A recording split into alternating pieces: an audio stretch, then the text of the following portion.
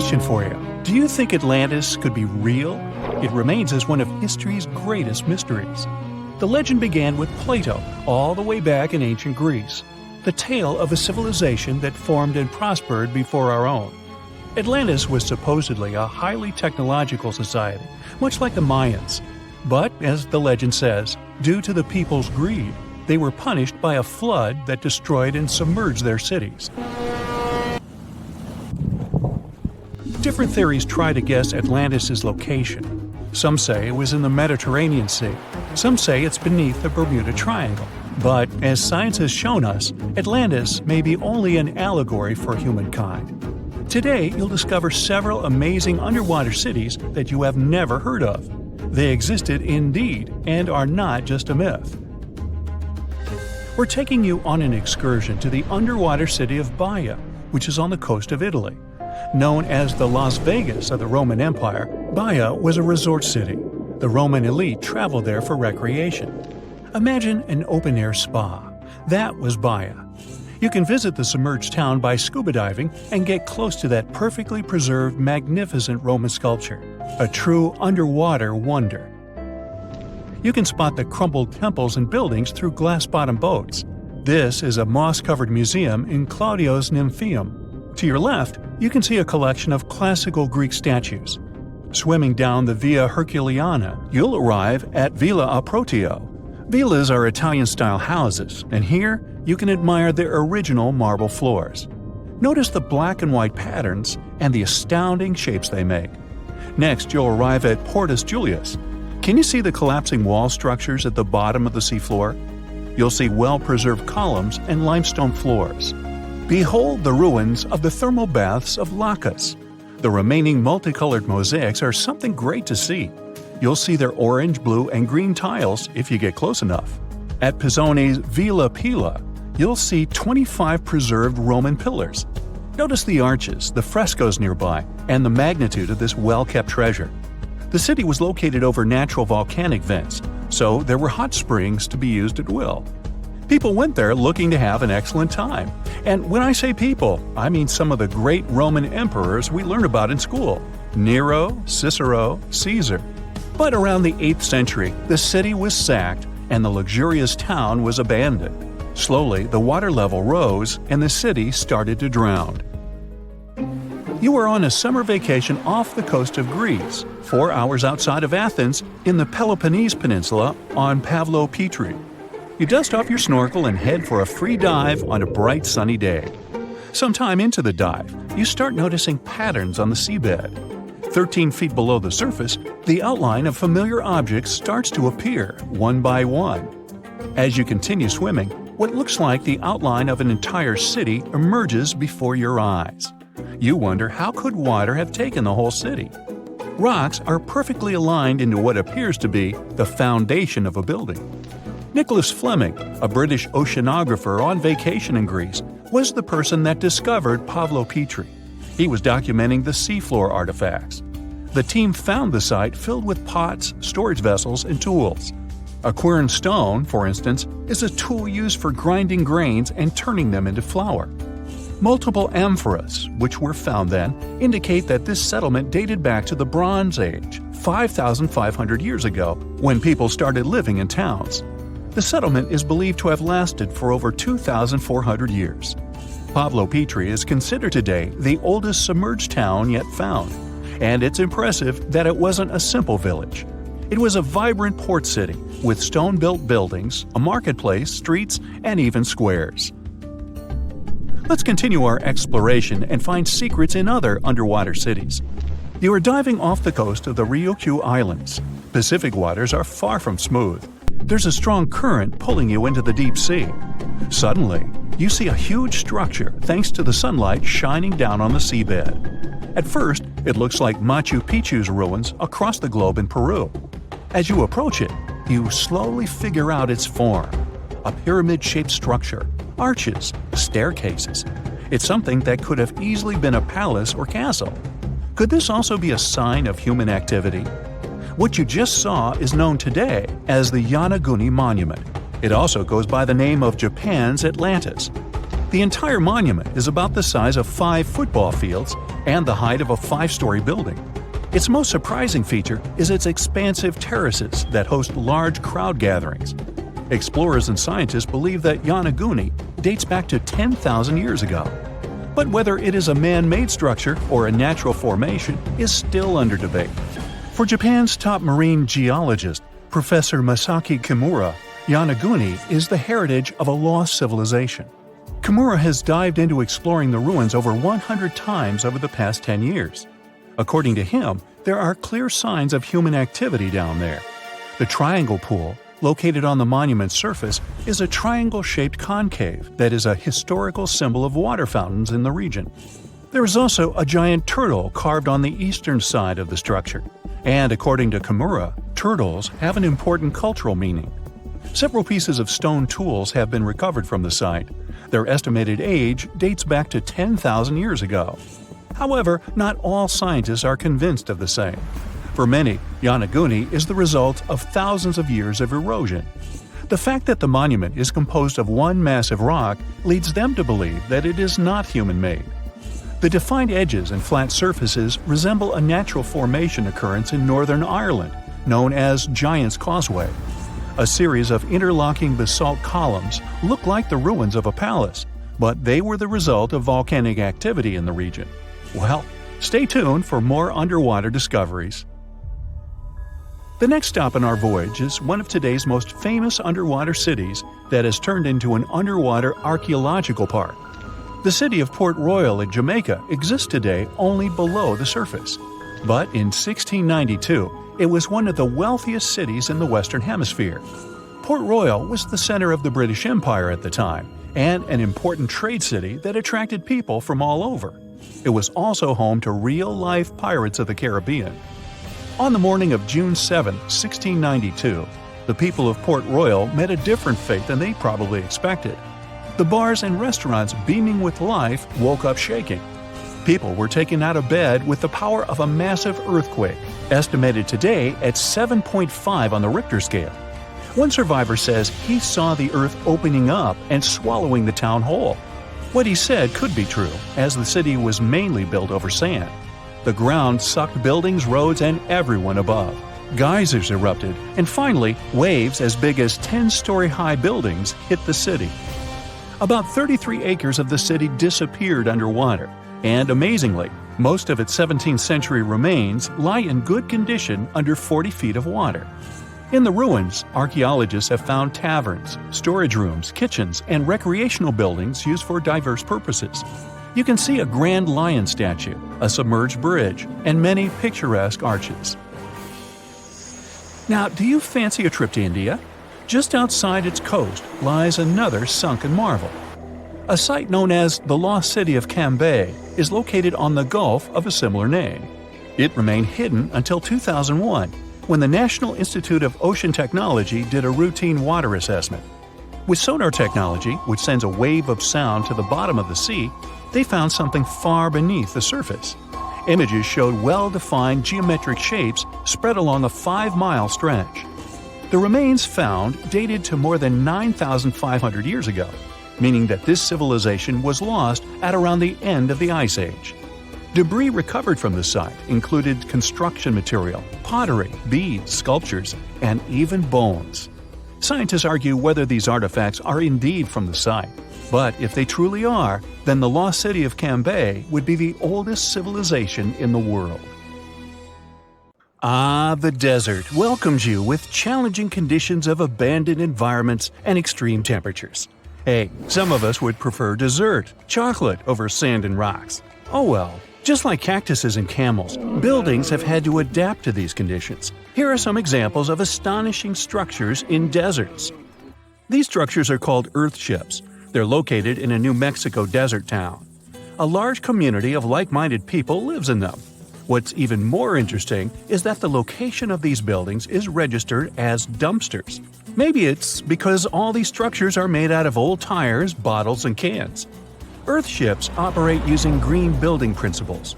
About 40% of a typical earthship is built with natural or recycled materials. Imagine the walls made up of hundreds of used tires packed with dirt. Then there are layers of floor-to-ceiling passive solar windows. They gather the sunlight during winter and reflect it in the summer to keep the structures at a reasonable room temperature. You can see plants in corridors and glass bottles or aluminum cans stuffed inside walls. Certainly a distinct house in many ways. Mike Reynolds is an architect who noticed the alarming waste and consumption levels in the 1970s. He designed a fully sustainable home out of cans back then. Almost 40 years later, he becomes the one who brings together all the other Earth shippers. Reynolds drove a Mercedes, but it ran off of the vegetable oil he picked up at fast food restaurants in town. A standard 2-bedroom, 2-bathroom Earthship costs about $250,000 in this town. Yet there are Earthships like Dobson House that can cost as much as $1.5 million. If you do it yourself, with family and friends, you can eliminate the cost of labor, and it becomes relatively less expensive. Let's assume you're really going to build one. Where can it be? Well, anywhere. Earthships currently fit in the cold, dry air of Canada, as well as the hot and humid climate of Haiti. This is the Mirage Mirror House. It's an installation set in the Southern California desert. Mirage opened in 2017 as part of a contemporary art exhibition. It's composed of mirrors. This minimalistic structure blends with the environment around it. The doors, windows, and openings have been removed to create an amazing experience. What you have in the landscape is reflected back to you. How's it made? With mirrored surfaces. At night, the distant lights refract from the mirrors. In the daytime, the sky is transformed into banks of clouds. There's no fixed scenery in this house. How about seeing a futuristic structure in the deep desert? Architects designed a concept home that pairs perfectly with Elon Musk's Cybertruck. The house has a post-apocalyptic theme. When I say post-apocalyptic, it's because I can't say it. Anyway, the house is designed to survive in a disaster scenario.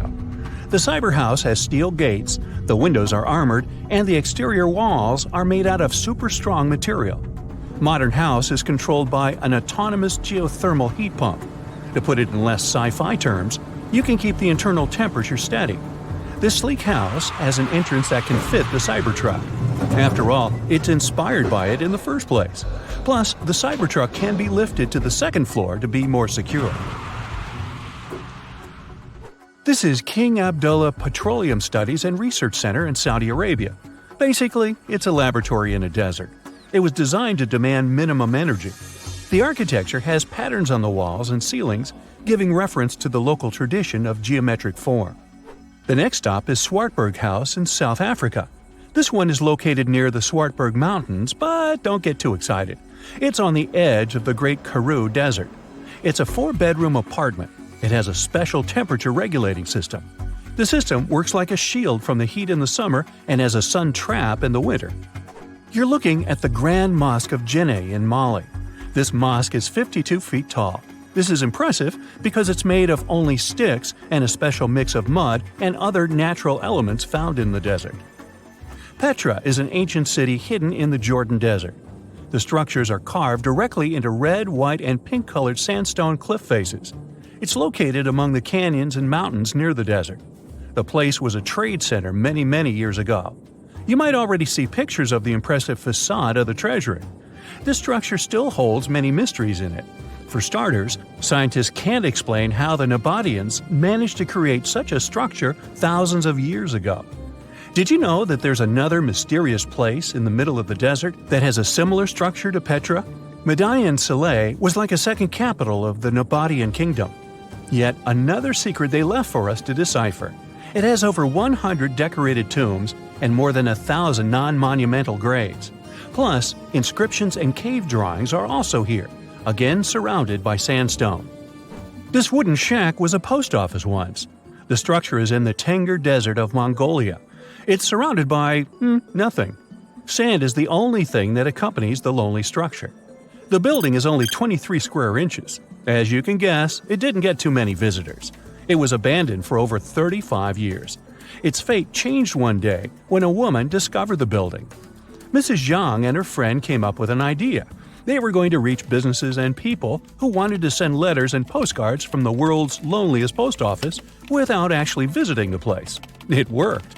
The post office rarely gets visitors in place, but it's busy online. Over 20,000 letters and postcards were sent from the desert post office in December 2021 alone. The place is about 6 miles off the nearest road. A post truck picks the letters up and hits the road for delivery. Eventually, they are shipped all over the world.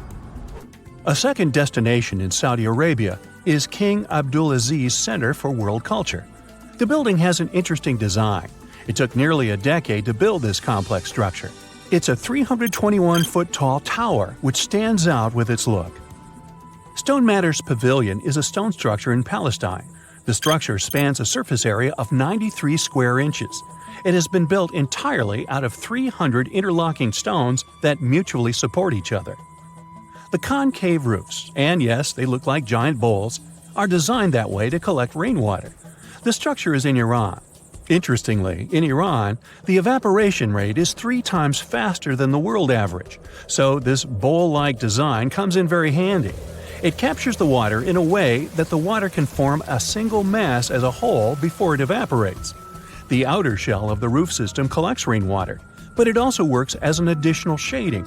It makes air move freely, designed like a cooling mechanism for both roofs. Eco Lodge in Egypt is the next stop. The project is built in a place that overlooks the desert and is constructed using locally available materials like sun-fired bricks and palm wood. The building is an example of traditional architecture. There's a water basin that lets in the air to keep the interior cool. A worthy mention is the CID Interpretation Center in Chile. Chile's Atacama Desert is among the top tourist destinations in the country. To help the tourists, architects designed a visitor center as part of the infrastructure for the wind farm. Here, the cold winter months don't freeze people because the large windows make the most of solar heating. What's even more interesting is that the building is designed to go completely dark at night. Imagine you somehow bumped into the building by accident. Black Desert House is a building respecting the stars. At night, this house goes completely dark. It dissolves into the night, so the stars can appear more prominent. Now, any mysterious desert buildings you know that aren't on this list? Let us know in the comments. Let me take you to a place that seems to be out of this world. Life inside this cave has been isolated from the outside world for about 5.5 million years. And it does show. See for yourself. Due to such a long isolation, the conditions inside the Moval Cave are like nowhere else on our planet. A unique ecosystem is flourishing there, even though there is a severe lack of sunlight inside the cave, and the air is toxic. The cave, located a few miles west of the Black Sea in Romania, was first discovered in 1986. Nowadays, you can only visit it if you have special permission. Plus, the central caverns are guarded naturally by narrow limestone tunnels and vertical shafts. So, if you're no stranger to claustrophobia, you'd probably better not enter this place. In the depth of the cave, the air has twice less oxygen than the air outside. Instead, it contains a lot of carbon dioxide and hydrogen sulfide. So not the freshest air you can breathe. It's also pitch black inside the cavern. But despite, or should I say thanks to, this cocktail of extremely harsh conditions, the site is a true goldmine for biologists. Shockingly, life seems to be booming here. In a 1996 study, scientists identified 48 species, and 33 of them were unique to the cave. Most of the creatures inhabiting the cave are tiny, with long limbs and antennae that help them navigate in the dark. They have no vision and lack pigment, and it makes sense. Why would you need to be able to see if you live in total darkness? And why would you need to be pretty and colorful with no one to see you? Now, I'm going to take you to another cave. It's no less amazing, but looks very different. This is the Giant Crystal Cave, aka the Cave of the Crystals, in Mexico. These ginormous crystals were found in 2000 by a mining company after the water was pumped out of the cave. 2 miners then saw the crystals after entering the drying cave on foot. These awe-inspiring crystals are actually massive gypsum pillars hidden 984 feet underground. They're anchored to the walls and the floor of the scorching hot cave. Scientists estimate that the crystals could have been already growing for 500,000 years. That's why many of them are so long and wide that you can walk across them. Unfortunately, visiting this wonder of nature is impossible at the moment. But maybe it's for the better, since the giant crystal cave is a dangerous place that can easily turn into a trap. For tens of thousands of years, it was filled with groundwater, which was originally pushed upward into the opening by a magma chamber located in the depths of our planet. The magma under the cave kept the water hot, but eventually the temperature of the water dipped below 136 degrees Fahrenheit. As a result, the water started to fill with calcium and sulfate, whose particles began to recombine into gypsum. And then, white-tinted crystals took over the cave. And since they stayed underwater, they were able to keep growing. You don't have to fly to space to take a closer look at a black hole. Scientists have found something very similar to black holes in the southern Atlantic Ocean. A black hole has such an enormous gravitational pull that once something gets pulled inside, it doesn't have any chance to escape. Even light can't get out of a black hole. But ocean black holes seem to be almost as powerful as their space relatives. But instead of catching the light, they do the same with water. Ocean eddies are massive whirlpools that spin against the main current. They usually swirl billions of tons of water, and most of them are larger than a city. These whirlpools are so powerful that nothing trapped by them can escape. But the scariest thing is that you might not even notice heading into one of them. These things are so huge that you won't spot their boundaries until it's too late. When scientists started exploring ocean vortices with the help of satellites, they discovered the borders of several eddies. After that, they managed to prove that, mathematically, these whirlpools are the same as mysterious black holes in space. Massive eddies are surrounded by super-tight barriers where fluid moves in closed loops. Even water can't get out from the inside of these loops. That's why tight ocean vortices play the role of enormous containers. Water inside them can be totally different from the ocean surrounding an eddy. And I'm not only talking about its temperature. The salt content inside and outside a whirlpool often differs as well. On the thin Curonian spit splitting the Baltic Sea from the Curonian Lagoon, there is one of the most bizarre places on Earth. Locals call this area the Dancing Forest because pine trees in this forest have shockingly unusual shapes. They twist in spirals and circles along the ground. There are some theories why it could be happening, of course. Some people claim that huge amounts of positive and negative energies once clashed in that spot. More down-to-earth individuals believe that the reason is geological. Sandy soil in the area is too unstable to hold trees growing upright. The most popular is the idea that strong winds blowing from the water influence the shape of the trees. In any case, experts haven't come to the final conclusion yet. Look at these underwater crop circles. For the first time, they were spotted in 1995, close to southern Japan's coast. Local divers called these 7-feet-wide structures mystery circles. The enigma had been plaguing many minds for almost 16 years until the culprit was finally caught. Imagine the researchers' surprise when it turned out to be a male pufferfish. The fish needs a bit more than a week to build one circle, and the aesthetics are obviously crucial. A male is swimming inside the circle, digging valleys in the sand with its fins. But that's not all. The fish also use shells and corals to decorate particular parts of their circles. This whole build-a-circle thing has a practical purpose as well. The way a male fish swims pushes the sand toward the center of the circle and creates a mound which later serves as a nest. The next mystery on our list is in the Caribbean. Just off the coast of Belize, there's a giant sinkhole. That's the Great Blue Hole. It's about 1,000 feet across and more than 400 feet deep. Once, a long, long time ago, this hole was a cave. But then rising waters filled it, making it collapse in on itself. The deeper you'll descend into the Great Hole's crystalline waters, the darker it will become. You'll see tons of stalactite-filled caves there, but entering them is extremely dangerous, unless you want to get hopelessly lost. Once you reach a depth of 50 feet, you'll notice that the water is shimmering. That's the invisible line dividing the sinkhole's salty top from the freshwater abyss. You might want to turn back right now. Who knows what you might come across in the murky depths. There was an old Amazonian legend that told about the river that was so hot that it boiled. And it was believed to be just a legend until Peruvian geoscientist Andres Ruzo questioned if the river could be real. All experts denied such a possibility. After all, hot rivers do exist, but only in the areas where there are volcanoes. As for the part of the country mentioned in the legend, there are no volcanoes in that region. but Andres Russo was too dedicated to give up. And in 2011, he finally located the river from the legends. The water in it was indeed steaming hot. Its temperature was 186 degrees Fahrenheit, not boiling, but pretty close to this point. But what shocked the researcher the most was the size of the river. One could think that the almost boiling water was the result of the activity of an underwater hot spring.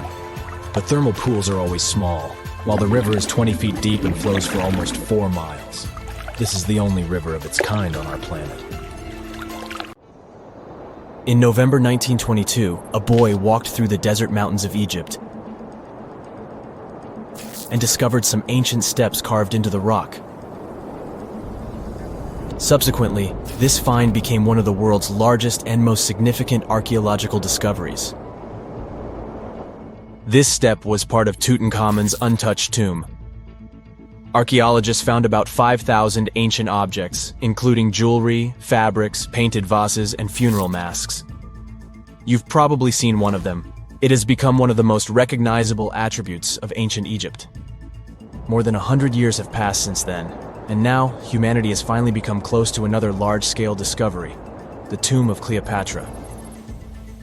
This queen was the last active ruler of the Ptolemaic Kingdom of Egypt, who sat on the throne from 51 to 30 BCE.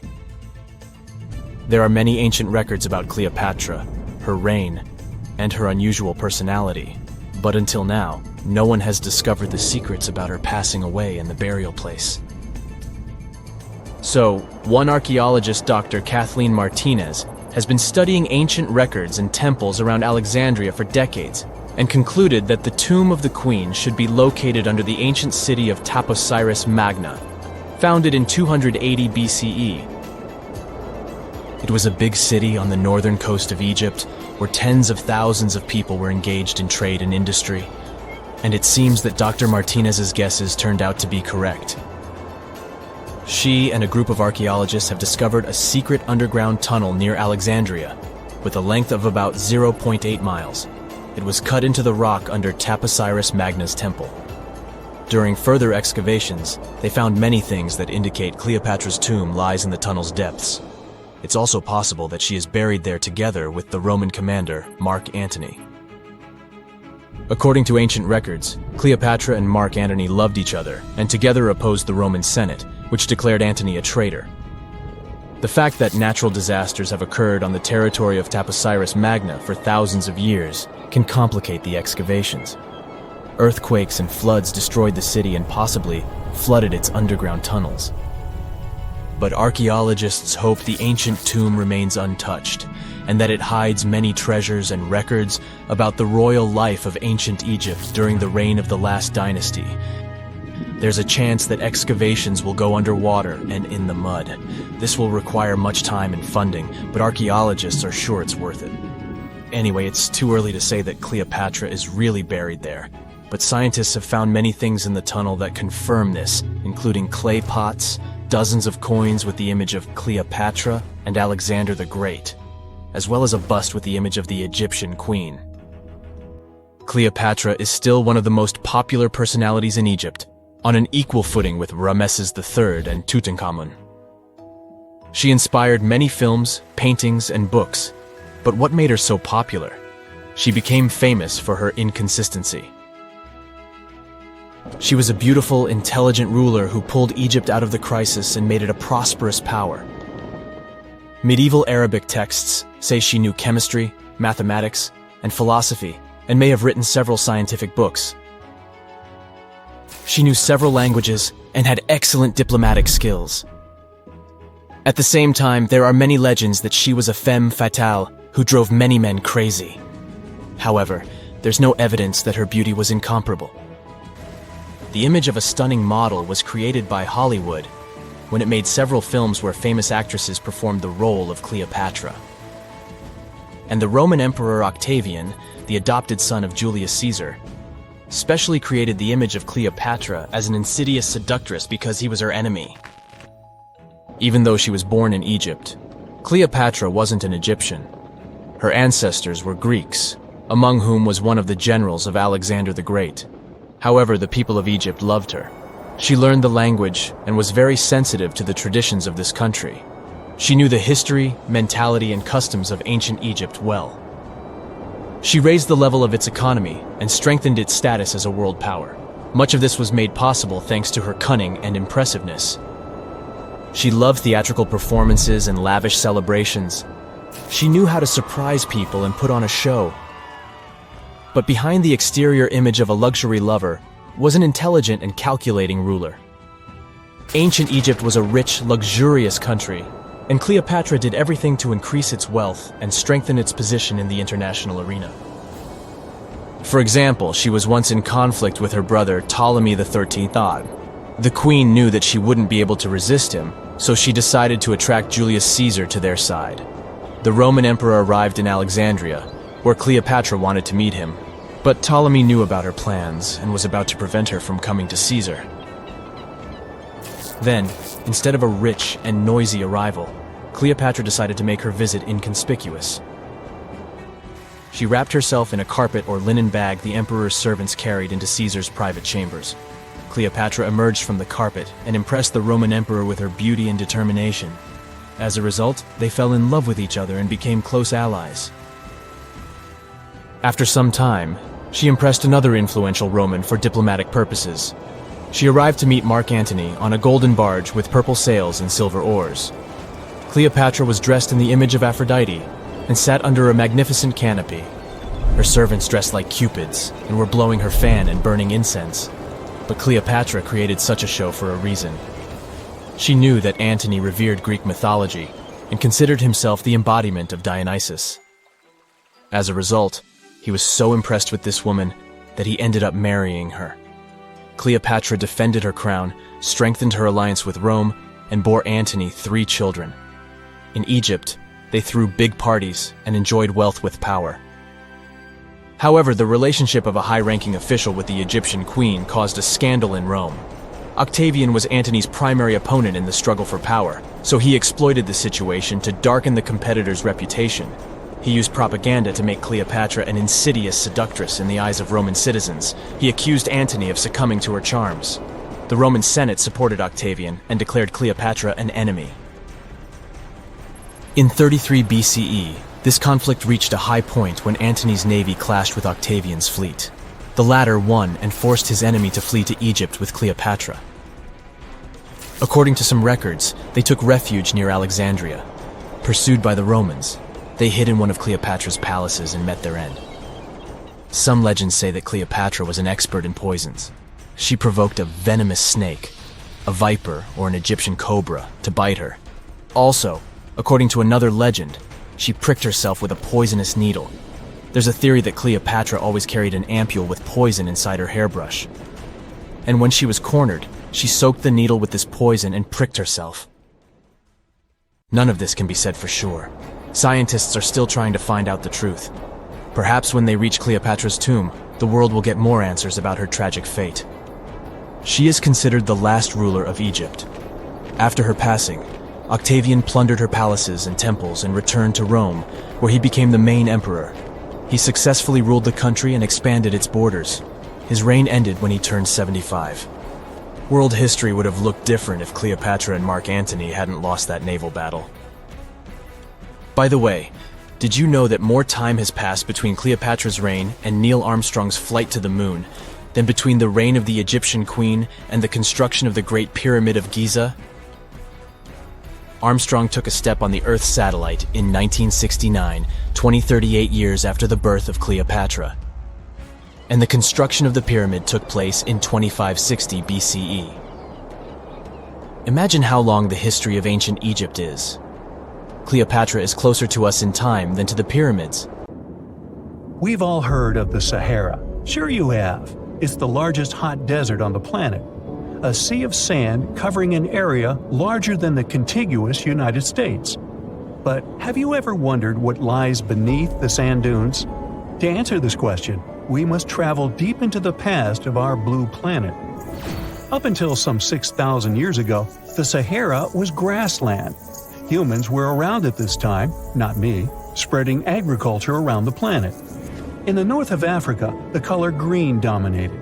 Plenty of rainfall meant that there were lakes, rivers, pastures, and even forests. a completely different image of the Sahara from the barren landscape of today. But then the climate started to shift. The region became parched, and the vegetation started disappearing. The wind did the rest. It took away the fine sediment after there were no plant roots to hold the ground together. Give it a couple thousands of years, and you get a familiar image of the Sahara: sand and rocks stretching as far as the eye can see. But when it comes to volume, only a quarter of the Sahara is actually sand. The yellow sands of the Sahara are just one part of the story. The desert has many other features, such as gravel plains, salt flats, and plateaus. Makes you think if we understand the word desert correctly. For people who study such terrains, geologists, there is only one condition for defining a desert: precipitation. If an area gets little or no rain, then it's considered a desert. The Sahara certainly fits the bill. Its average annual rainfall is just 3 inches. Compare that to the nearly 45 inches a year in New York.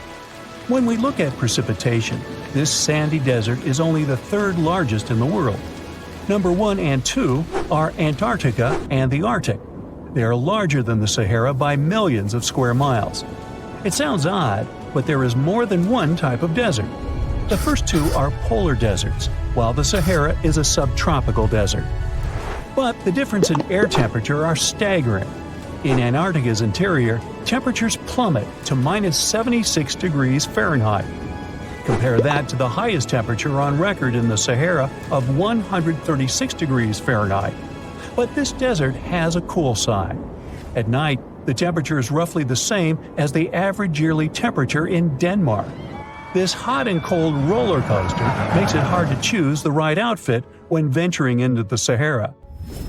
And what about the sand? How deep is it actually? The depth varies between 70 and 140 feet. That's not too deep. If you put the Statue of Liberty in a tall dune, half of it would still stick out of the sand. Its vast amounts in the Sahara were created by aeolian processes. That's Greek for wind. Over time, it blows and shapes the surface of the earth. In dry areas with sparse vegetation, winds erode the ground much faster. That's what happened in North Africa. Under all that sand is the bedrock and cracked clay. If you started digging, you would find the same everywhere on the planet, with one important difference. There is some type of soil covering the bedrock.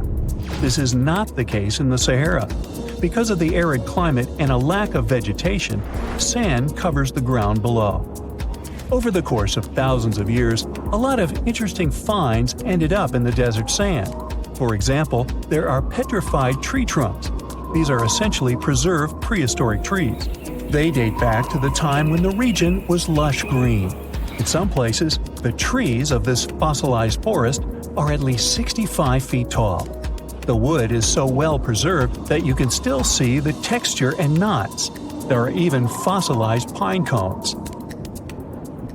In 1992, scientists found glass fragments in eastern Sahara. These canary yellow glass shards were scattered across hundreds of miles. They didn't belong to an ancient civilization, although ancient Egyptians used them to make jewelry. In fact, the breastplate of King Tut had a beautiful scarab beetle centerpiece made from this desert glass. For a long time, scientists were puzzled about the true origins of these fragments. They finally concluded that the glass was around 29 million years old. It is an impact tape. If that sounds like it has something to do with the word impact, you are correct. These rocks are formed when a meteorite hits the surface of the Earth. This generates a lot of heat. Scientists estimate that the temperature needed to melt this mineral was close to 3,000 degrees Fahrenheit. Apart from the regular fine-grained sand, we also have melted sand in the Sahara. But the desert conceals other unlikely artifacts. Shark teeth are a common find in Morocco, which sits in the western part of the Sahara. What are the fossilized teeth of these marine predators doing in the middle of the desert? This part of the world looked entirely different millions of years ago. There was a sea cutting right through what is now a desert. The Trans-Saharan Seaway ran the length of present-day Algeria and Mali. It was around 165 feet deep. That was enough for all sorts of aquatic animals to inhabit it. Large catfish, sea snakes, and of course sharks lived in the area. British archaeologists even unearthed a turtle shell in Mali in the 1980s. For centuries, there was even an entire city hidden under the desert. Timgad was a Roman outpost constructed by the Emperor Trajan around the year 100 in the current era. For various reasons, its residents abandoned it around the year 700. The sands of the Sahara soon engulfed the city. It had remained hidden for nearly 1,000 years. Then, in the 1700s, a Scottish explorer started digging out the city. His team first uncovered a sandstone triumphal arch 40 feet high, similar to the ones we can see in Rome and Paris today. An amphitheater soon popped out of the sand, and it was followed by well-preserved statues of Roman emperors. The Scotsman's find was so impressive that no one believed him at first. It took 2 more centuries for archaeologists to fully excavate the city during the 1950s. The site covers a surface as large as 10 polo fields. The ruins reveal the full mastery of Roman city planning. All the streets meet at a right angle in what is known as an orthogonal grid. You can find the same layout in modern cities such as New York. Historians estimate that during its heyday, 10,000 people called Timgad home. Different nationalities lived here, from Romans to people of African descent. Today, more than 2.5 million people live in and around the Sahara. They are spread across 11 countries in total, and their living space is growing. The desert is 10% larger than it was just a century ago. This process doesn't involve sand pouring out of the Sahara. The ecosystems on the edges of the desert simply change over time. The wind blows the soil away and vegetation dwindles. The perfect conditions for the formation of a desert landscape. These changes are happening in the Sahel, a region south of the Sahara Desert. That's why the African countries have recently come together for a project called the Great Green Wall.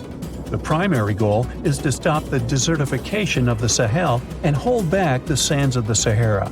Their plan is ambitious and involves planting a wall of trees from the west to the east of the African continent. The proposed forest is not only going to be long, but wide as well. The Sahara and the Sahel share a historic bond. Since antiquity, camel caravans have been making the journey from Africa's Mediterranean coast in the north to the savannas in the south. The golden age of this trade kicked off in the 9th century. The perilous journey took several months to complete. The route was 2.5 times longer than the length of the Grand Canyon. Explorers still find evidence of these ancient caravans hidden away under the sands of the Sahara. Mirror check. You've got your beige parka on, your chisel is packed, and your overnight plane ride to Saudi Arabia is booked. You know what this means, right? Unfortunately, you weren't cast in the remake of Dune. It just means that you're ready to go explore the world's largest desert areas in the hopes of uncovering prehistoric secrets about our ancestors. Let's get one thing straight. If you ever thought that deserts were empty spaces, think again. They might be filled with sand as far as the eye can see, but they also hold a lot of history, you know, because before humans settled down in cities and towns, we were nomadic people, and we traveled all around the globe looking for food, water, and shelter. So we had to come up with some interesting stuff to survive. Like this thing that was found in the desert of Saudi Arabia. Do you have any idea what this could have been? Over many years, scientists have discussed the origins and use of huge structures such as these ones. It seems our Neolithic ancestors were way smarter than we gave them credit for. They didn't spend all their hours around the fire carving weapons out of stone. No, they were also practicing their architectural skills. These huge stone structures are called desert kites, because if you look at them from a distance, well, they sort of look like kites. Archaeologists have arrived at the consensus that these kites were used to lure animals in. This way, it would make it easier for our ancestors to guarantee their week's food. But that's not all. Take a look at these monolithic structures right here. They show us that our ancestors probably drew on rocks, the blueprint of what they were going to build on the ground. Just like modern-day architects, desert kites could be miles long, but they could also be hundreds of feet tall. so they drew out a plan before actually building them. The most surprising feature of all is that these kites were built even before things such as Stonehenge. We're talking around 7,000 to 9,000 years ago. Over the last decade, scientists have been able to identify over 6,000 desert kites spread across the Middle East and West and Central Asia. If you don't think this huge, try building something this large without the help of any drones. It looks like a pretty difficult feat to me. And apparently, Saudi Arabia's desert is filled with more amazing things. Scientists have found mysterious stone structures that are older than the pyramids of Giza in Egypt. So of course, you can't wait to go check that out. Can we all agree that carrying around heavy rocks to build a pyramid without the help of modern technology sounds absurd? I mean, how on earth did they do it? Now imagine turning back the clock about 2,000 years into the past and finding humans that built similar gigantic structures in isolated areas. Take a look at these so-called mustadils. They are rectangular structures built from piled-up stones, found over 77,000 square miles. Some archaeologists believe that these monuments were used for ritualistic purposes, maybe processions of some kind, where people would walk from one end of the plateau to the other. I'd be down for that. Now let's move on to another deserted area. We're entering the world-famous Sahara desert landscape. Isn't it beautiful? Here, you're about to unravel an ancient mystery, something that took years for researchers to solve. Fun fact, the Sahara Desert is the world's largest hot desert. It spans over 3 million square miles, which would be like putting 1,000 times the country of Hawaii next to each other. We say it's the largest hot desert because the world's largest desert area is Antarctica. But we all know temperatures over there are freezing, not the typical image of when we think of a desert.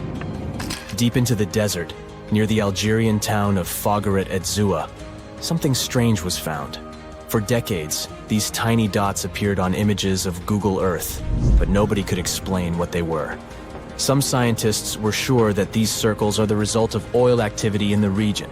Others guessed that these were ancient fogeras or ancient water wells. There are dozens of them, stretching for miles and miles in a straight line.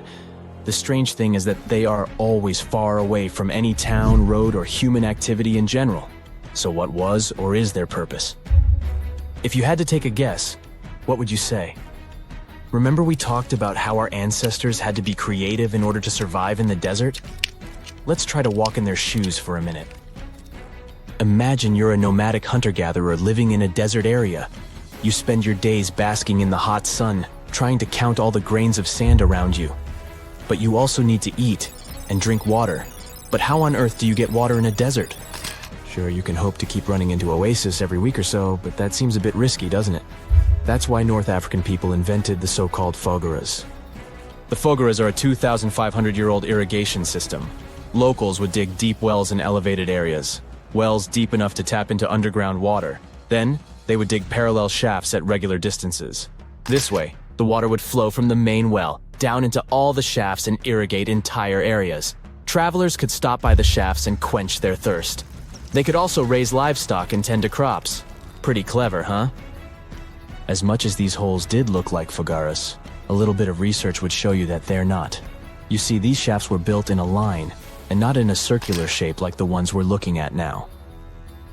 So maybe it has something to do with the second option? Maybe these desert holes were related to oil activity in the region? Let's have a look at the holes up close and personal. From Google Earth, they don't seem that big, but in real life, they are huge craters. The tip to uncovering what they are is hidden beneath the sand. If you were one of the researchers originally uncovering the truth behind this mystery, you would have found something unique hidden in the sand. Old dynamites and vintage sardine cans.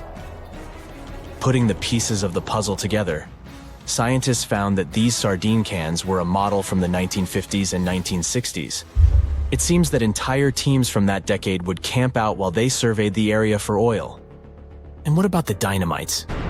These were used for seismic surveying. This is an old technique, used to identify if there is oil and gas beneath the Earth's surface. Still in North Africa, you find out about another desert mystery worth exploring. Near the city of Tiaret, southwest of Algeria's capital, one runs into 13 peculiar monuments. These structures are also called jedars, and yes, I am aware of how much that may sound like a Star Wars reference. They are pyramid-like in their shapes, and as far as scientists know, They were used as final resting places for the people who lived in the region. Can you guess who these were? Most likely the Berber nomads. And since we're talking about ancient stuff, they were probably built between the 4th and 7th centuries CE. Once scientists began to explore the insides of these monuments, they found they were pretty big inside. They found large underground vaults, chambers, and labyrinth-like corridors that gave way to over 20 compartments. It could take you up to 2 hours to walk around in them, and apparently our ancestors also used its walls to depict images of animals and hunting scenes. There's no definite proof of what these jadars were used for, though. This is so neat, huh? I'm sure that our world's desert is filled with many more mysterious things for us to unravel. I guess I'll see you next time so that we can continue our— Phew! This summer has been turning up the heat like never before. We feel like roasted marshmallows on a sizzling grill. Yes, the world is getting hotter, but some regions have always fought with high temperatures. It turns out people had some inventions to keep themselves cool in ancient times too. Some of them are still functioning, even 3,000 years later.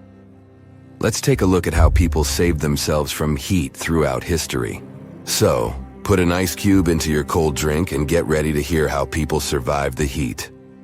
Speaking of ice cubes, do you know that the Persians made an ice storage system? In the deserts of ancient Persia, people had an out-of-the-box idea about how to prevent their food from turning into a melted mess. These ingenious Persians stumbled upon a physics trick that allowed them to create ice in the middle of the desert. They called these cool structures yakhchals, which basically means ice pits. These ice pits were not your ordinary coolers. They were like secret underground fridges. They looked like dome-shaped mud brick structures on the outside, but inside, it was a whole different world. These ice pits had an evaporation cooler system that worked like magic. At night, when the desert cooled down, Persians made use of the radiative cooling effect. They set up cleverly designed trenches to hold thin layers of water. The water froze, defying the desert heat. Then there were underground square storage areas. The Persians collected the melting ice water from these cool trenches, and during the night, they froze it again, making the most of the desert's natural chill. To add to the cooling effect, they built a wall to shade the storage areas from the hot midday sun. And that's not all. They had this fantastic wind-catching contraption called a badger that caught the breeze and directed it right into the ice pits. Fresh air plus ice. Cool breeze. A winning combo. They even had intricate water channels called qanats to bring water to the ice pits and homes all the way from the nearby mountains. As time passed, these yakhchals faded into history and modern technology took over. But hey, there's good news too. Some awesome folks in Iran are restoring these ancient coolers. So, if you ever find yourself in the desert, don't forget to pay a visit to these marvelous places and witness the genius of the ancient Persians firsthand. Now, I want to focus more on the wind catchers because they don't just help make ice cubes. They actually function as a cooling system as well. Back in the day, those clever architectural wonders were all the rage in places like Persia, modern-day Iran, Egypt, and the Middle East. Imagine tower-like structures with openings at various levels strategically placed to harness the power of nature's breeze. These openings were like magical portals for the wind. They captured those refreshing gusts and guided them right into people's living spaces. Basically, they were natural air conditioners. The breeze would gracefully flow downward, cooling the ground as it danced through the building. The secret sauce lies in the details. The tower's height, the number of sides, the openings, and the positioning of the interior blades. Everything plays its role in how efficiently the wind towers work out. Thanks to these wind catchers, ancient societies could enjoy comfy indoor temperatures without sweating. Can you imagine living in those times? Feeling the gentle breeze whisking through your home, keeping you feeling fresh and chilled out? The Persians are often credited for inventing these awesome wind catchers. But hey, don't forget about Egypt. There, you can find traces of similar structures dating all the way back to 1300 BCE. Yes, the invention of wind catchers may have occurred in ancient Egypt, but Yazid in Iran is the city with the largest number of wind catchers. People wouldn't have been able to live there without these ancient ACs, because there was almost no rain in the area throughout the year. Now, let's look at these perforated double-skinned exteriors. Imagine dressing up a building with a fancy perforated screen. It's like giving its exterior a stylish makeover while keeping things chill inside. This genius technique, firstly, scatters the natural daylight, so no harsh sunbeams to blind you. The screen also offers shade like a pro, giving the building's interior a much-needed break from the blazing sun. Think of it as a natural sun hat for your home. Placing this screen about 4 feet away from the outer walls creates a breezy, dreamy hallway for fresh air circulation. And hey, they add a touch of elegance to the building too. These structures are sometimes called jali. Jaipur, India, for example, has an average daytime temperature of about 100 degrees Fahrenheit. So these structures are lifesavers. Jalis come in various forms, crafted from cement, earth, and wood. It's a cultural symbol deeply embedded in Indian architecture. You can find its captivating presence in iconic historical buildings like the majestic Taj Mahal and the Grand Red Fort in Delhi. But hey, it's not just a thing of the past. It's still rocking modern architecture scenes, and its charm has sparked creativity in artists and designers worldwide. It adorns the building's exterior, its cross-section showing a larger opening on the outside and a smaller one on the inside. This is where the Venturi effect steps in to show off its physics prowess. As the air flows through the narrowing passage, it picks up speed, creating a difference in pressure between the inside and outside of the building. Air blowing at a higher speed gets compressed, and when released, it cools down. Mashrabia is a wooden lattice or screen used in the Middle East and North Africa. These decorative wonders are like window blinds, but they do more than just look pretty. They're smart too. They give privacy, shading you from the sun, and let fresh air and light in. Some people also add clay pots filled with water, sand, or damp straw to their designs. As hot air breezes through the holes, it also passes through the pot's porous surface. The moisture inside evaporates, cooling the air. This is a perfect low-cost technique for hot and dry climates. It's eco-friendly, and there's no need for electricity. Now, let's fast forward to today. Designers are getting creative, mixing traditional wisdom with modern tech. At the Al Bahar Towers in Abu Dhabi, they've got it too. Picture over 2,000 hexagonal panels that dance with the sun's movement, providing shade to the building's interior. Water evaporation was another secret weapon for ancient people. Simple, yet super effective. Plus, ancient Egyptians hung wet mats and curtains in doorways. When the air passed through them, it cooled down, providing a relief from the scorching sun. Ancient architects were the masters of maximizing airflow. They knew how to cross-ventilate and let hot air escape while inviting cooler air to the party. Speaking of ancient Rome, bathhouses were the place to be back then. It was like a community hub. People gathered to chat about politics, play sports, and, of course, take a relaxing dip. The frigidarium was the cool spot in Roman baths.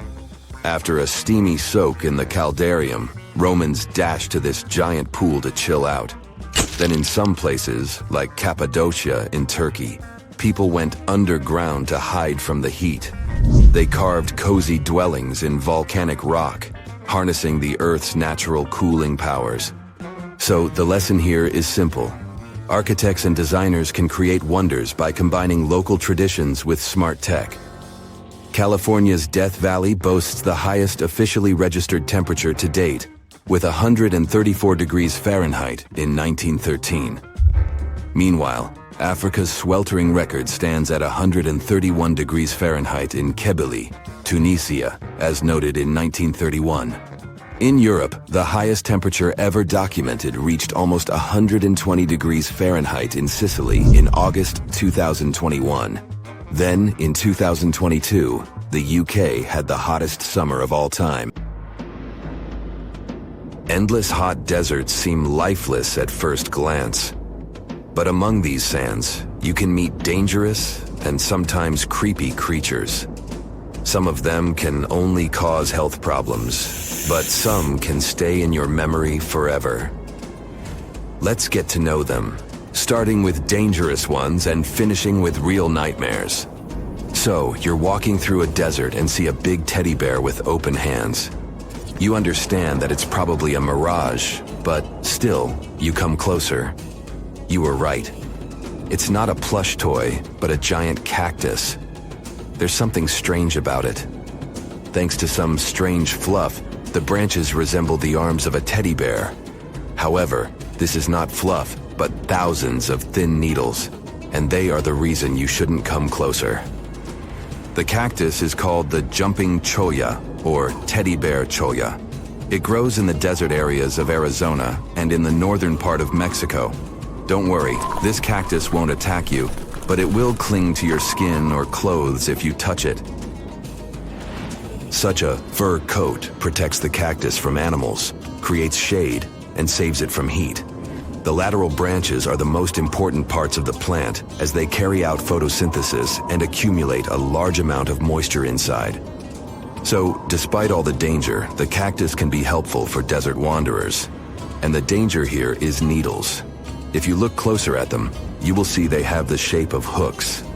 One touch, and hundreds of thorns are already in your finger. It's pretty difficult to get rid of them, and the needles cause unpleasant, painful sensations. But the coolest thing about this cactus is the way it reproduces. The plant clones itself in a new place. When animals and people pass the jumping cholla and touch it, the cactus gives them a small piece of itself, along with the needles.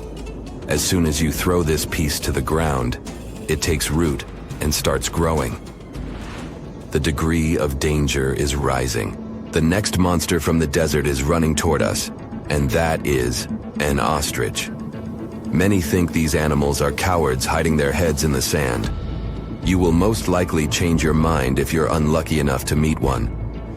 Usually, ostriches are not aggressive, but you should run if you come closer to their nest.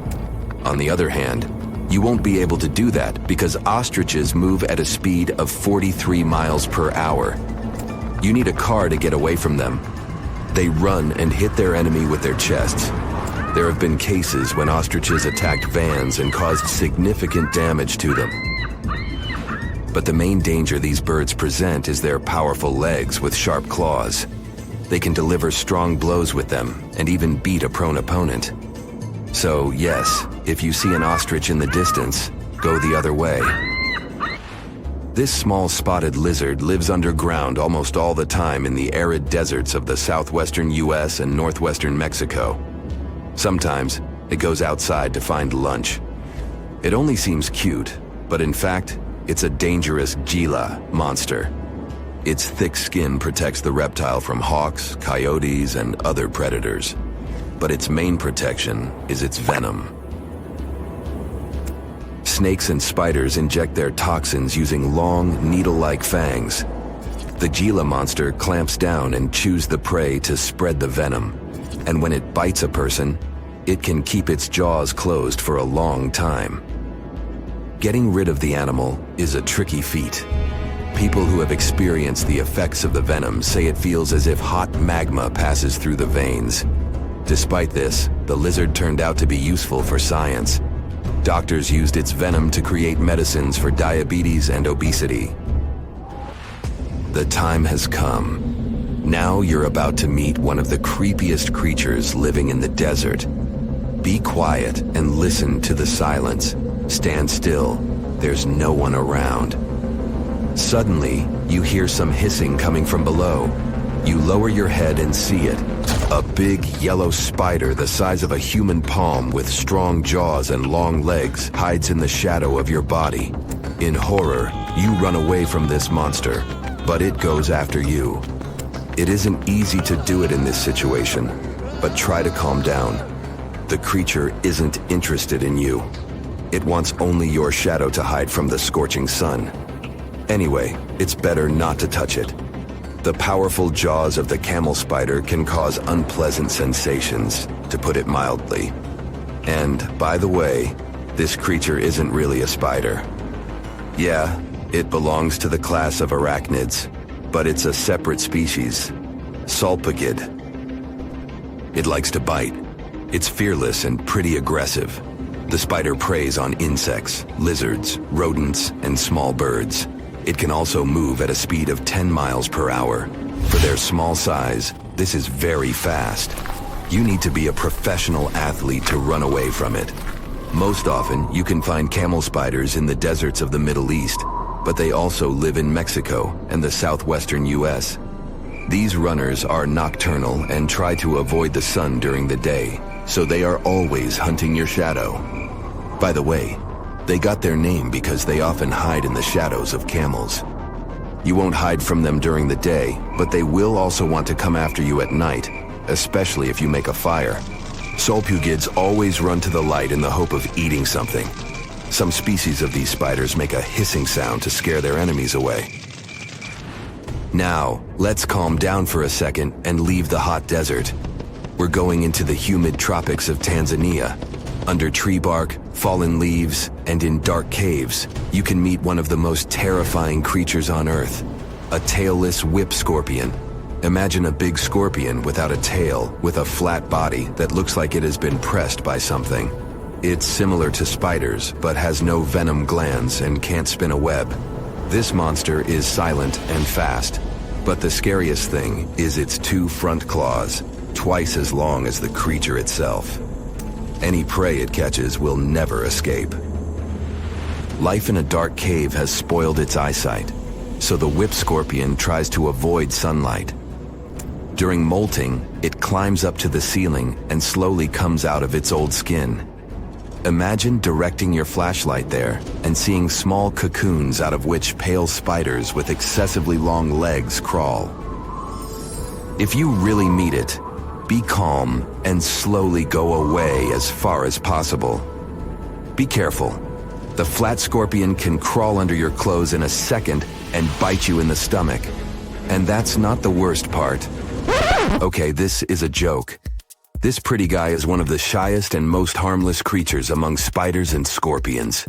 It's afraid of you and will never attack. Many consider it beautiful and keep whip scorpions in glass terrariums. If you want such a pet, carefully watch it so that it doesn't run away from its house. If it happens, it will be pretty challenging to catch it again. In a matter of moments, it can get under your bed or go through gaps in the floor. Then it'll go to your neighbor's apartment through a ventilation system and scare people there. Okay, how about one more scorpion? It's not as creepy as the other creatures in this video, but it's the most venomous scorpion in the USA. This is the Arizona bark scorpion. The problem is that you can see it in the desert, in your home, or in the yard. These dangerous venomous beasts crawl into rooms and often sting people. One time is enough to cause pain, similar to a bee sting, but someone with an allergy may experience paralysis, breathing problems, and other health issues. You find yourself in Africa, land of unique wildlife, home to a great variety of cultures and languages, and, first and foremost, host to the world's largest hot desert, the Sahara. It's daytime, and you are thirsty for some water and shade. You've been walking for days, trying to find one of those precious-looking oases. You feel you're near, but the horizon just keeps stretching and stretching. Your mind is tired, and your body is feeling all the heat. It's like you've eaten a full plate of hot pepper and then some more, judging by how much you're sweating. And when I say hot, think 100 degrees Fahrenheit hot, on average. No wonder this is happening. After all, you find yourself in the world's biggest hot desert. Now, I say hot desert since the biggest deserted landscapes are actually the cold ones, located in Antarctica and the Arctic. I see Antarctica's frozen desert is more or less the size of 1 million LAXs. Yep, the Los Angeles International Airport. The Arctic desert is just a bit smaller than that. Now, in case you don't know, the Sahara Desert is located in northern Africa, stretching from the Atlantic Ocean all the way over to the Red Sea. It occupies an area large enough to place approximately 100,000 Disney World theme parks side by side. According to scientists, its boundaries are expanding. Deserts usually form in the subtropics because of what's called Hadley circulation. The air rises at the equator and descends into the subtropics. This circulation of air has a drying effect, which helps the formation of desert landscapes. Since the 1920s, the Sahara is considered to have expanded by over 10%. How is this happening? Well, let's start from the beginning. You probably know the Sahara Desert as one of the most inhospitable places on Earth today. Just FYI, for a place to be considered a desert, it has to receive less than 4 inches of rain per year. Due to the very small precipitation index, deserts are usually dry and arid places. There is little humidity in the air, and daytime temperatures can go as high as 130 degrees Fahrenheit. Usually, there isn't that much animal and plant life because of the lack of water. But in the Sahara's case, it wasn't always like that. It may be difficult to imagine northern Africa without the tons of sand it has today. But about 20,000 years ago, the Sahara was actually one big oasis. Recent discoveries show clear evidence of what the scientists now call the Green Sahara. In the mid-1800s, a German explorer crossing the Sahara encountered some paintings and engravings that nomad artists had left behind. What he saw in those paintings looked nothing like his actual surroundings. Instead of an arid landscape with only camels and desert vegetation, the rock paintings depicted jungle animals like giraffes and hippos. There were even images of livestock and grazing animals such as cattle and sheep, something that seems impossible for modern-day Sahara. Artists usually draw what they see around them, so this finding really intrigued the German explorer. The drawings were so detailed that the artists must have had close contact with those animals. You can find this rock art spread out in the northern part of the African continent, from western Sahara to Saudi Arabia. Geologists soon took a keen interest in this and found the first clues to what this could mean.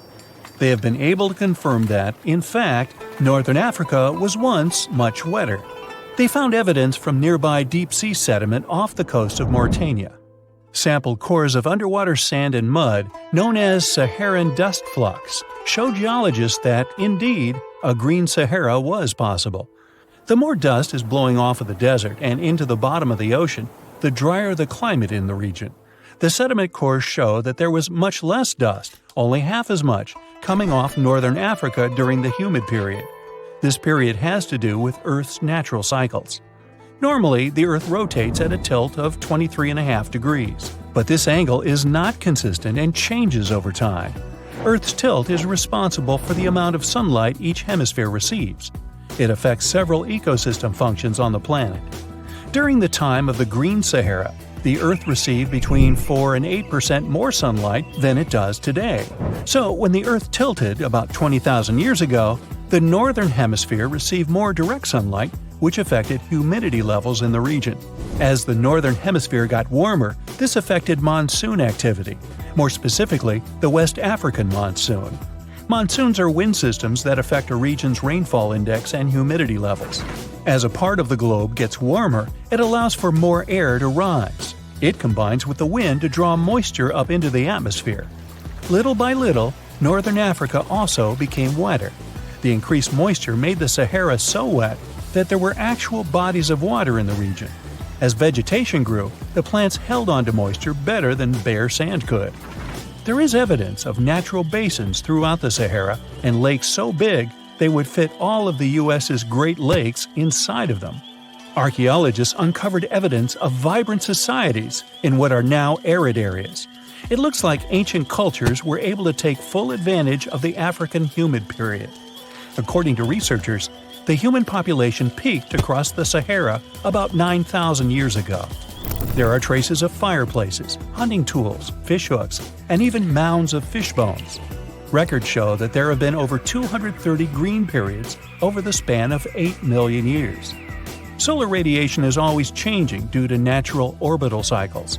That's why Earth will most certainly see another green Sahara moment. It might be thousands of years from now, but it will happen. The same way the Sahara turns green, it turns yellow again. Let's put it like that. All it takes is a significant axial tilt and a few years of readjusting. However, another phenomenon is calling the attention of scientists now.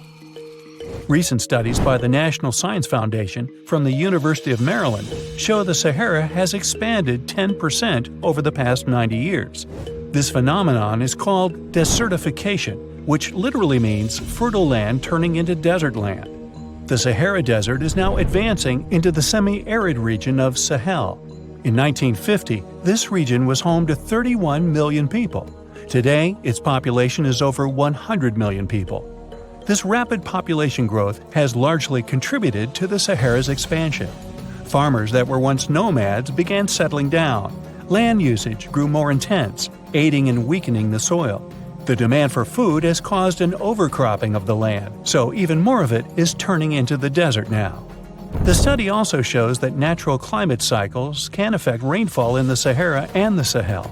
Scientists affirm that all deserts fluctuate, not only the Sahara. A desert's boundary may expand in the dry winter and contract during the wetter summer. South of the Sahara lies the Chad Basin. It is a natural body of water that now serves as an indicator of the Sahara's expansion. The Chad Basin is located in the region where the Sahara is advancing southward. An atmospheric and ocean expert from the University of Maryland explains that rainfall has reduced greatly in the entire region. Due to reduced rainfalls, there is less water across the entire basin, and even Chad Lake is drying out. Just like the Sahara, the Atacama Desert in Chile, deemed the world's driest, is also expanding. It is located north of the city of Santiago, and its southern border is expanding toward the Chilean capital. Because the climate is getting drier and drier here, the city of Santiago risks turning into an arid or semi-arid region itself. The once fertile valleys of local rivers that lived on agriculture and livestock for many generations are losing their revenues as Chilean land is turning into a desert. Since 2010, Santiago has received only a third of its annual rainfall. Outside of the city, farmers are digging holes in search of blue gold, or simply put, water. The situation here is very similar to that of Sahel. So tell me this, were you as surprised as I was to find out what has been happening in the Sahara region? Feel free to share in the comments below.